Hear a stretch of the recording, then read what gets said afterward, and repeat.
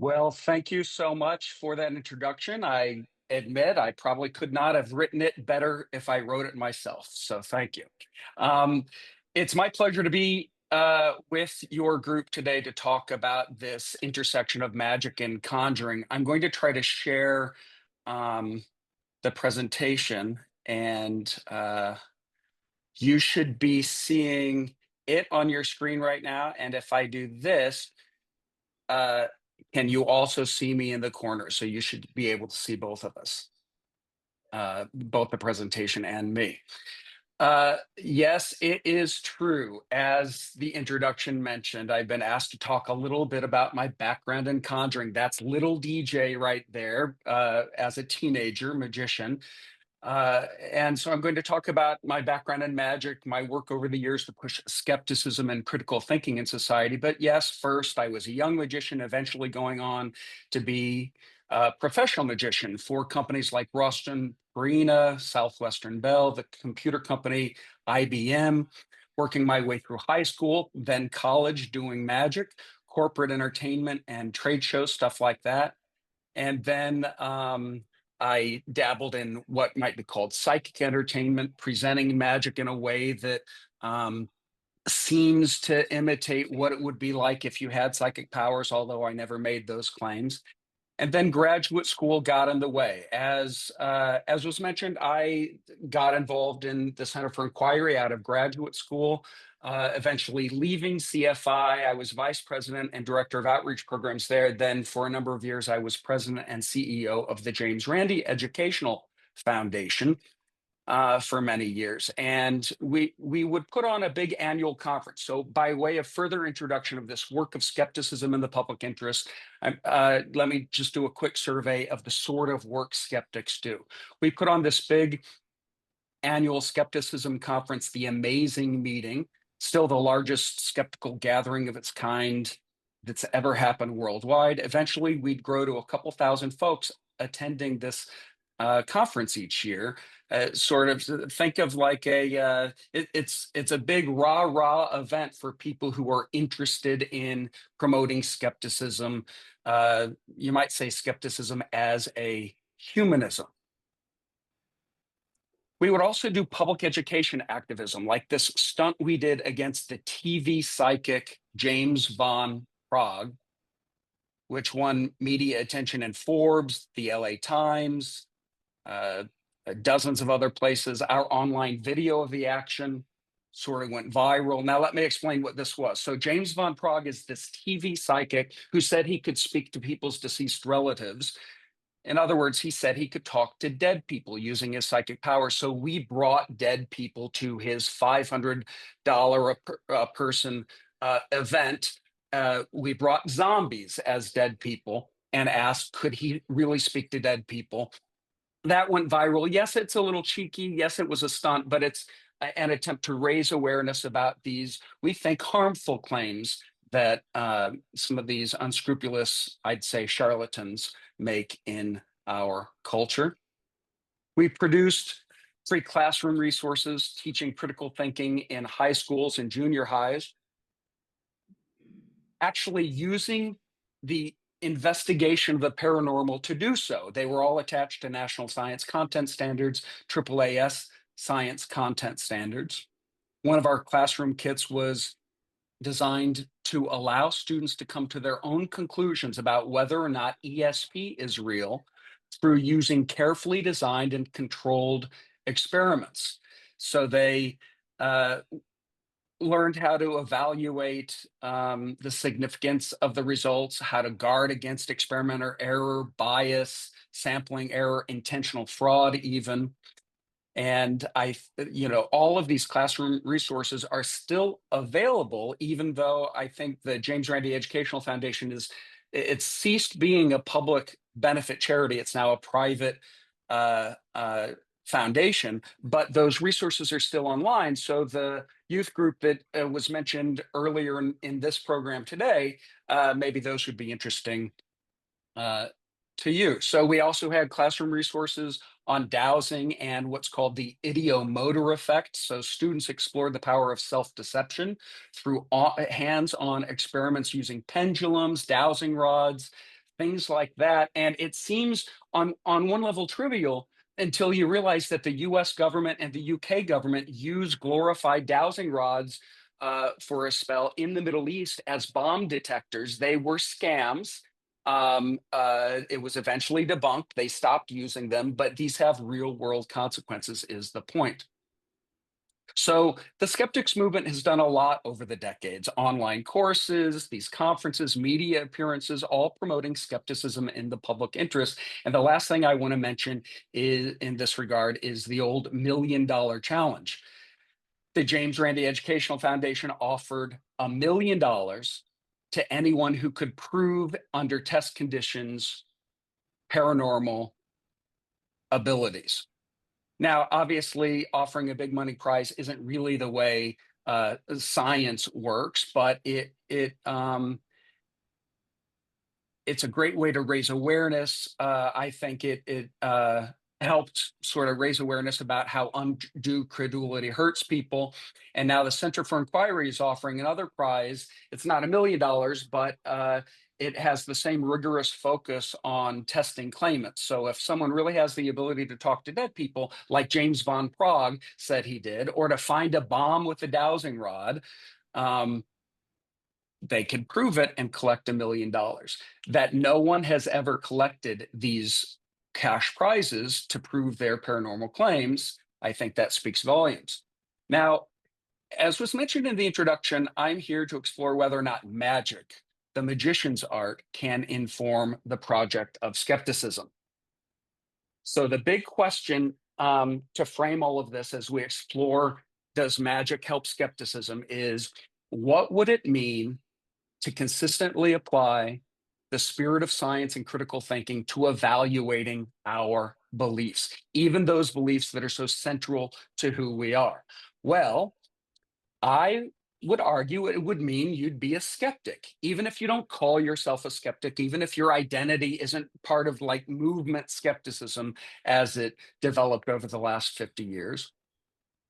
It may also end up meaning that you call yourself an ethical humanist, because what are you when you're a skeptic about traditional claims of religion? You might be an atheist or a humanist or an agnostic. Humanism obviously talks about what we do believe in, our ethical positions, not just about what we don't believe in, say this or that God. But skepticism, properly understood, I think, is the foundation of all of these uh, uh, organizations and activities in the community of reason. Indeed, I think skepticism is a humanism. When you apply critical thinking to harmful beliefs, you're doing it in the public's interest. You're doing it to help people. That itself is an ethical enterprise. It is a humanism. And I think it's that approach that is at the heart of the whole project of skepticism. This may or may not blow your mind, but 81% of Americans believe in the paranormal, despite the best efforts of the skeptics. The results of a poll conducted by Gallup show that 4 out of 5 Americans believe in things I think most of us would find unbelievable. Yes, 74% of the population currently believes in God, 69% in angels, 67% in heaven, 59% in hell, 58% in the devil. The good news is, if we could take heart in this, these are the lowest belief rates in these 5 supernatural entities on record. But a lot of people don't even think of these as paranormal beliefs. So we could drill down into some of these other paranormal beliefs. A majority of Americans believe in ESP. Almost a majority believes that houses can be haunted, or that ghosts and spirits of dead people come back to certain places in the real world. A big chunk of Americans believe in clairvoyance, the power of the mind to sort of predict the future supernaturally. Astrology, witches, reincarnation, all of these are paranormal beliefs that are widely believed in. And notice that all of the beliefs on the screen right now require the belief the sort of undergirding belief that humans have more than just five senses. So it used to be called the sixth sense, right? That there's something beyond the normal and natural world.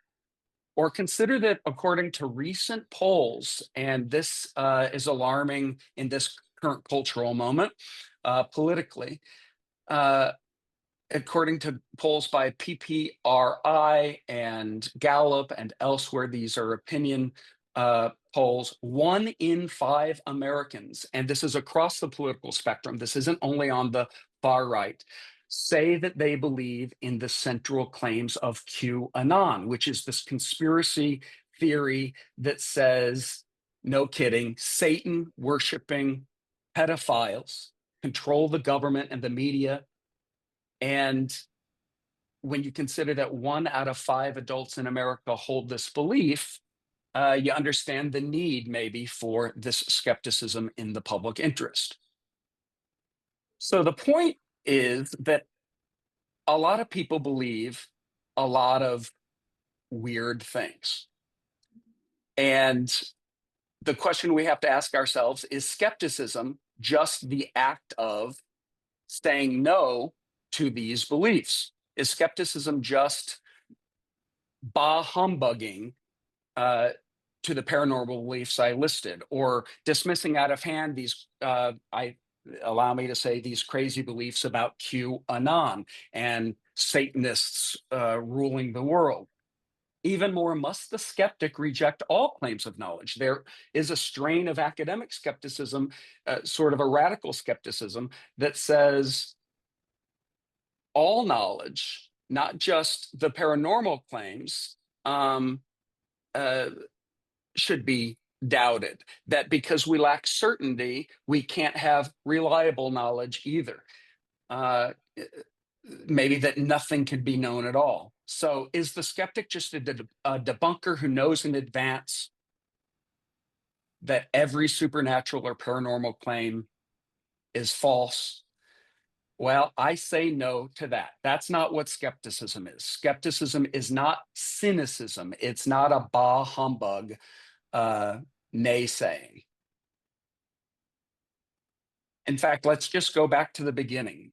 The word skepticism comes from the Greek word skeptikos, which merely means to consider or examine. It doesn't mean to reject out of hand. It doesn't mean to say no to someone else's nonsense beliefs. At a very basic level, skepticism is just ordinary common sense. We look on our bank statements to see if there are any errors, or we get a mechanic to take a look at a used car before we buy it. So we say, as skeptics, why not take a very close skeptical look at someone else's opinion before you buy their opinion? So skepticism on one level is just that. It's just believing those claims for which there's good evidence. Some people bristle at this, they smart at this, because this skepticism to them feels a little cocky, a little arrogant. They think it's arrogant to withhold assent to widely held beliefs just because we say they lack evidence. But I'll argue that this skepticism is actually humble, that it contains an element of humility and acknowledgement, really, that the world is not always as it appears, that we humans are fallible creatures, or in the words of Andrian, the great Andrian, the widow of Carl Sagan, she says that skepticism is forever whispering in our ears, "You're very new at this. You may be mistaken. You've been wrong before." And so the other question I want floating around as we get into the magic aspect of this is, does skepticism even matter? Is it important, or is it just a club for what Christopher Hitchens used to call the cognitive elite? The bright people in our society, maybe they're skeptics and it's just a club, but it has no real world impact. Well, yes, the American public is bombarded daily with irrationality, bunkum, misstatements, pseudoscience, these conspiracy theories. I think we have to ask, what's the harm? Is it even worth the energy to be skeptical about widely held beliefs? Well, the families of the members of the Heaven's Gate cult probably don't think that UFO beliefs are just harmless and to each their own. the families of cancer patients who died prematurely while seeking alternative medicine treatments probably don't think that alt med is harmless. So false beliefs about the world don't always bring us to grief, but they often can. And that's just how the world is. Beliefs have consequences. And even the benign paranormal beliefs sell humanity's potential short by failing to focus on the real world we live in. So, to begin this overview of the role of magic in skepticism, and as an attempt to answer the question if skepticism even matters, let's start with Sir Reginald Scott. We're really beginning with the first book written on magic ever in the English language, Scott's Discovery of Witchcraft, written in the late 16th century. His whole point was to try to demonstrate that the devil actually had no power to grant magical abilities to human beings, and that therefore the supernatural witches that everyone thought were real did not exist. Instead, he argued they were only unfortunate old women terrorized and often executed as the result of this insane moral panic. So, in hopes of curing his readers to their dangerous gullibility about supernatural abilities that the devil gave witches, he devoted a chapter in this book in 1584 to what we would now call skepticism. He described and illustrated methods that magicians used in producing apparently supernatural effects. He explained the architecture of basically a piece of furniture that allowed it to look like a head was severed from the body. He explained the special effects and the plans for the fake table. I won't read his long 16th century language. You know, it's it's the language of Elizabethan literature, and it sounds like it. But he explains the methods of magic that was used in an attempt to inculcate skepticism about these paranormal claims that were causing so much harm. Let's fast forward to the 19th century, since we have a lot to cover about this intersection of magic and skepticism. Robert Houdin. Robert Houdin, that name Houdin may look a little familiar. It looks a little like Houdini. That's because this is the magician that Eric Weiss later changed his name in honor of when he changed his name to Houdini. Robert Houdin, a French magician, clockmaker first, transformed magic from the sideshow, the street performing circus type magic, to an elegant evening stage performance, complete with tuxedos, coat and tails, the kind of magic that we now think of as sophisticated stage magic. Among his other accomplishments, he was the first to use electricity as part of his stage show. I mentioned he was originally a clockmaker. He did these. He created these automatons, these automata, these sophisticated mechanical contraptions that were really endemic of the European Enlightenment, this clockwork universe belief. And they were just really amazing contraptions. But for our purposes, I'll concentrate on how Robert Houdin is one of the first examples in the history of magic of someone who used his magic to debunk charlatans for the good of, call it the good of the state. In this instance, it was for the good of French colonialism, and that's a different argument. But there in Algeria, there was a group of Muslim holy men called the Marabout. They were trying to create a revolution from the French government by stirring up the locals using their magic tricks. And he wrote about this in a book called Confessions of a Conjurer. He recounts how the French government sent him to Muslim Algeria. He performed a series of tricks that not only debunked the marabou, but um, uh, made the locals believe that the French had stronger magic than the Muslims, and he basically quashed the rebellion. One example is his what he called the light and heavy box. It's a trick, an illusion where he seemed to have the ability to steal the strength from the strongest man in the tribe and the town. And it was done by inviting the strongest man to try to lift a box on the ground, and then he would, and the box was easy to be lifted up, and then he would make a magical gesture, and explain that he stole the man's strength. Then, to his horror, the man could no longer lift up the box. So I'm not revealing, I'm not, going to get in trouble with the powers that be in magic by exposing this. This was a smart use of electromagnetism. Hiding inside the bottom of the wooden box was a steel sheet that an electromagnet wired under the ground was turned on and just kept the box from being budged. He did a number of other tricks, such as being shot at by a gun, catching the bullet in his teeth, that astonished the locals. So this is an example of basically using magic to debunk belief in local superstition. I want to move on to the Fox sisters, the founders of actually a 19th century religious movement called spiritualism. They did seances and pretended to talk to dead people, like James von Prague and Mark Edward do today.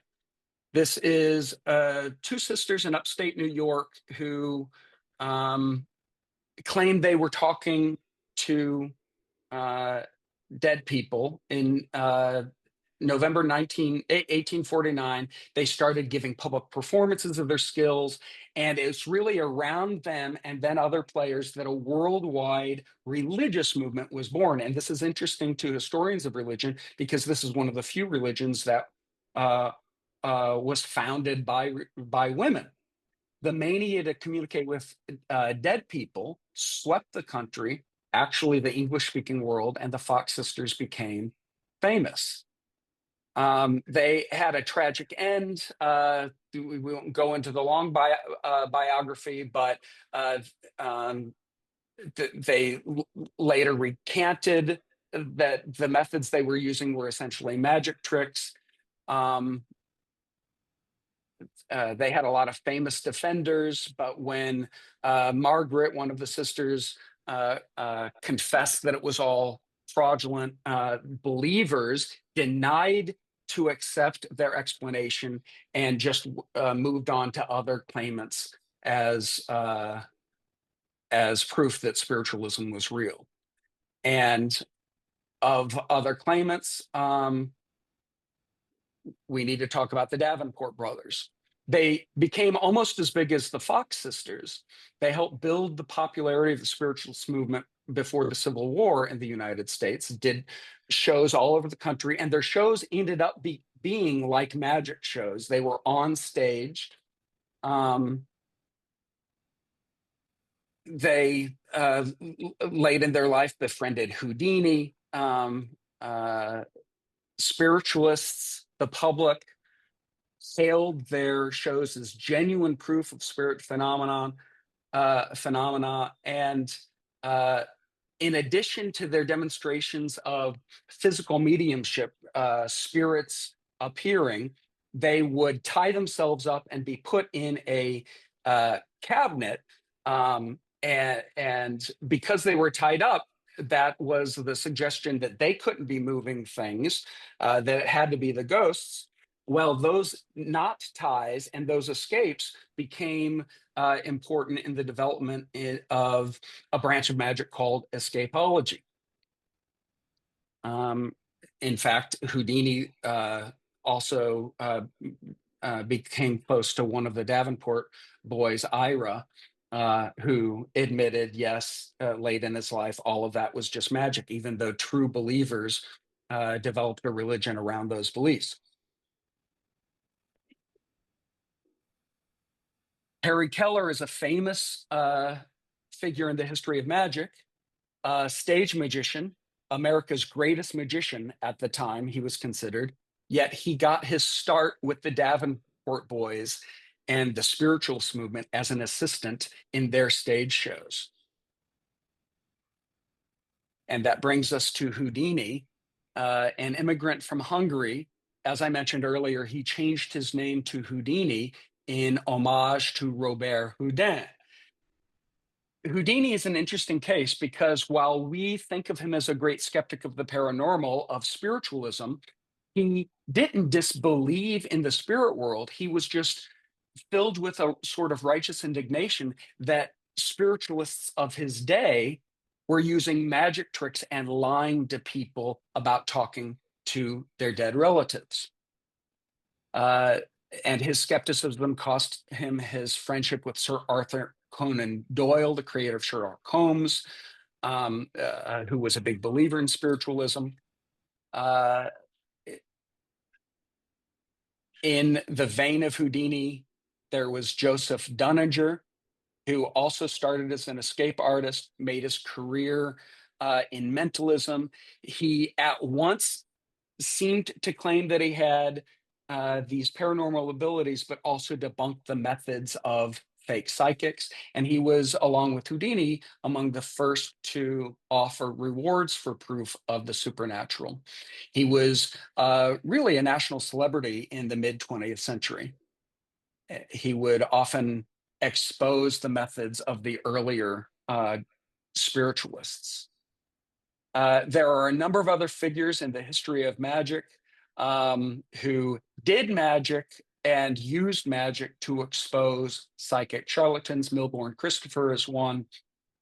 His book, ESP, Seers, and Psychics, used magic as a lens to explore these paranormal claims. Here he is on a very early Tonight Show with Johnny Carson, demonstrating the Davenport brothers' a version of their spirit cabinet. We can't talk about this intersection of magic and skepticism without talking about Randy. The most interesting part of Randy's bio is how in the 70s and 80s, scientists were really stepping up their attention of paranormal claims, and Randy accomplished this famous hoax at the McDonald Laboratory for Psychical Research at Washington University, my alma mater, where effectively he sent two stooges, two teen boys who were magicians, to pretend that they were psychic. But beforehand, he also emailed the researchers and said, here are a number of things you need to look out for to make sure you're not deceived. And these two boys, Steve Shaw, who now goes by Banachek, and he has a show in Vegas doing magic, and Mike Michael Edwards. They were very innovative and creative in the magic that they did that seemed like psychic powers, and they fooled the scientists. In the end, Project Alpha was a great example of how being scientifically minded is not enough to keep yourself from being duped by paranormal claims. So I wish we had more time to go into more depth about the role of magic and skepticism. I'd talk about Martin Gardner, John Neville Maskelyne, many other figures in the history of magic. Magicians have played a vital role in the history of skepticism. They should continue doing so. The history of Psychop is filled with magicians. It's like magicians are always around the skeptics events, maybe for a bit of color. I think the discussion can be summed up with this quote by Randy. So the question, does magic help skepticism? The answer is yes. Obviously, it helps with the project of skepticism, or can. help with it, but not always. Number one, there's a large group of magicians who are actually quite gullible. And there's hubris involved when you think you've learned a little magic, therefore you're immune to being deceived by psychic charlatans.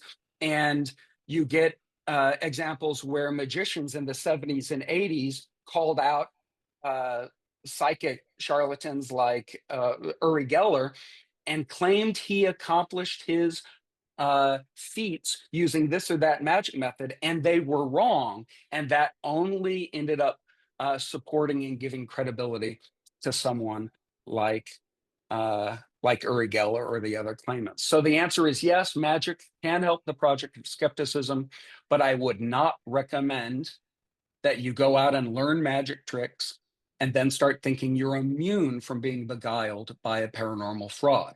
And with that, I'm told we could open it up to a couple questions. And thank you very much. Well, thank you. This is the time when we do have some Q&A. Questions specific, not necessarily comments on the content, but if you have a question, come on up, Steve.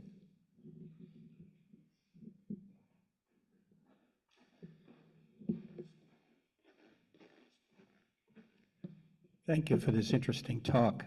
Do you think that there is a human need to believe in paranormal religions? And if so, why?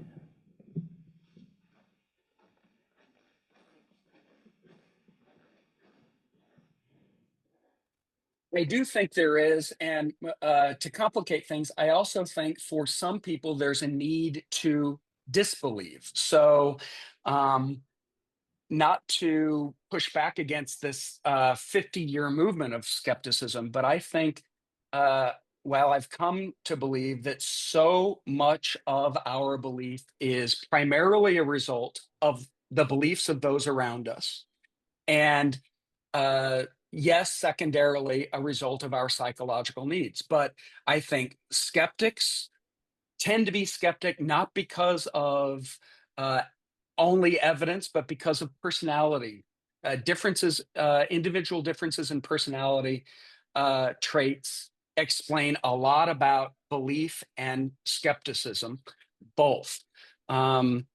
If you look at the history of religion, even disorganized religion, the origins of religion, early religion, was it called euhemerism, was basically an attempt to explain, almost a scientific attempt to explain the world around us. The storms were caused by storm gods, or natural events had supernatural explanations.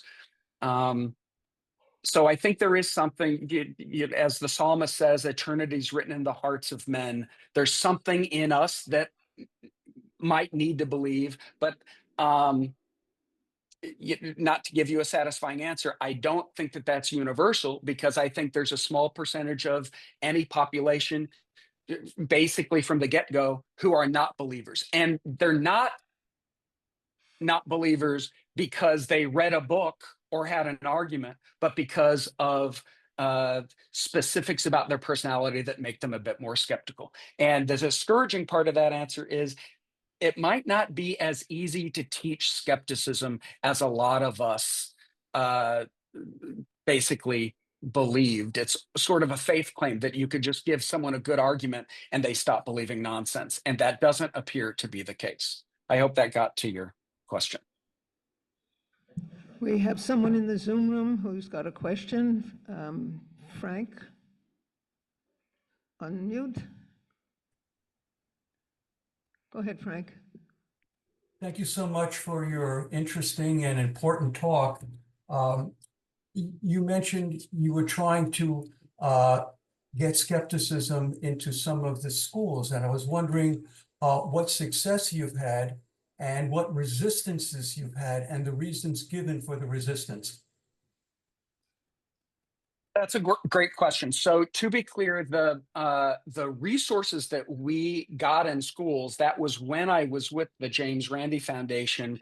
I'm retired now. I'm not plugged in with that organization, and that organization no longer actively does that program because they become a private foundation. They're no longer a public benefit charity. All of that aside, um, those resources are still available online if anyone wants to avail themselves of them. And to answer your specific questions about resistance, well, we really had to work on that because in America, there's church state separation. And though religious activists have argued that the religion of secular humanism is the state enforced religion of America's public schools. Why? Because we teach evolution in the public schools and we teach secular ethics, et cetera, et cetera.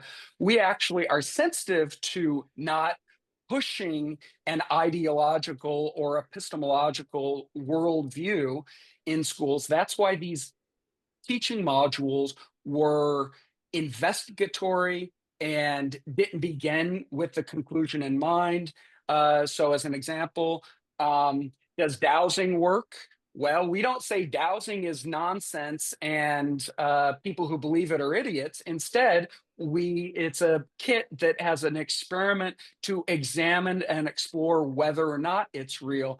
And that approach is much more attractive to teachers. One, they don't want to get in trouble by an activist parent, but it's open-minded. And there are educational resources for teachers on how really to navigate the sensitivities around these beliefs. And one last thing I'll say is that we didn't offer any educational modules on, say, the big kahuna, God belief. We didn't have uh, uh, uh, we didn't stick it to the evangelical Christian kids. Leave that to National Center for Science Education when they're teaching evolution, and even they know how to thread the needle. They don't say the implication of evolution by natural selection, Darwinian evolution, is that God doesn't exist, because they trot out the theists and the Christian monotheists who nonetheless believe in evolution, because it's the science of evolution they're teaching, not the metaphysical naturalism of atheism or humanism. I hope that gets to your question.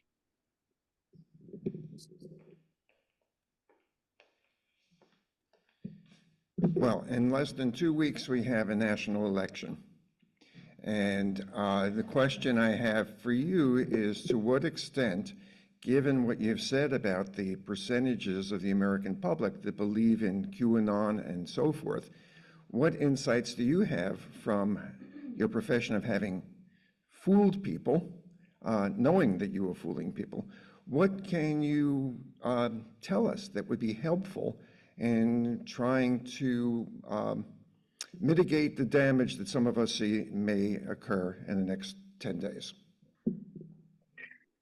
Well, that is a good question, and I have what might be a depressing answer. I think ethical humanists and ethical culture society folks are sort of have a natural optimism bent, so you don't like the naysayers, but I'll give my sourpuss answer. When you look at, I just saw it this morning, exit polls, 55% of white women are reporting they're still voting for Trump. This is after Roe v. Wade. This is and rights being taken from women.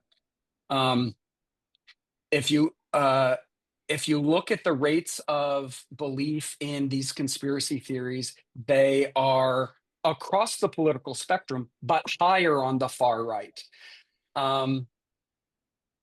The discouraging answer is that all of this work, the last 50 years in organized skepticism, which is founded almost on the faith claim that education can change people's minds, and if people just read the right books and get the right instruction in critical thinking, they will be less susceptible to believing nonsense. Well, the bad news is that the social science and research and the research coming out of the cognitive sciences seems to suggest that that is not true. Debunking in other words, doesn't seem to work because of the way our brains are wired. Instead, there's something that is been researched, and a lot of cognitive scientists are very fascinated by this, especially those working in belief formation. There's something called the backfire effect, which is not unlike what was recounted in the great book When Prophecy Fails. So when you have a nonsense belief and it's proven to be nonsense, for the majority of people, that doesn't help them disbelieve. That paradoxically only increases their belief. They double down. So debunking actually can increase someone's belief in the thing being debunked. So the approach here is what's important. If Joe Nickel, great paranormal investigator, used to be 2 offices down from mine at the Center for Inquiry, investigates a paranormal scene almost like a crime scene investigator would investigate it, and there are claims about ghosts and hauntings. If he goes in there sort of cocky and implies people are idiots, that gets their hackles up. They become more defensive, and our brains are sort of wired to come up with reasons to justify and rationalize. So instead, he goes in there very open-minded, I think sincerely open-minded, asks questions, offers explanations, and that's basically the best that you can hope for. So the cognitive scientists say debunking doesn't work. What does work? Something called pre-bunking. Now that sounds cutesy, but what they mean by that is, and I do this sort of stuff online, engaging with nonsense beliefs is helpful, but not for the people who believe those nonsense beliefs, but for other people seeing the engagement. So I have a lot of friends from Bible college. I went to I was part of an apocalyptic Christian cult as a teenager, went to that Bible college before grad school. And a lot of those friends I made 30 years ago at Bible college are still in my life, at least online. And a number of them believe this sort of QAnon, satanic Freemasons are in charge of everything, that sort of stuff. And I enjoy, call it a hobby, engaging with them. I have some knowledge of conspiracy theory beliefs, belief formation, all of that. And an old friend of mine from Bible college recently asked, why did you waste your time talking to so-and-so?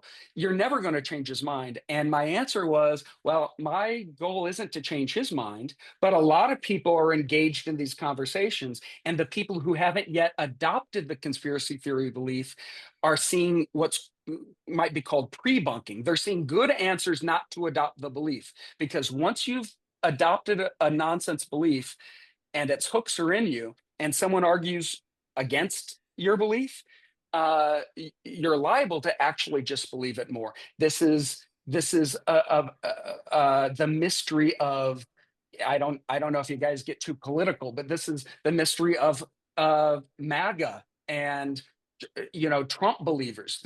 The economy is better by most measures than it's been in 40 plus years, yet there are people who support Trump who believe that we are in another Great Depression because their beliefs follow their commitments rather than the other way around. And it's probably true for all of us.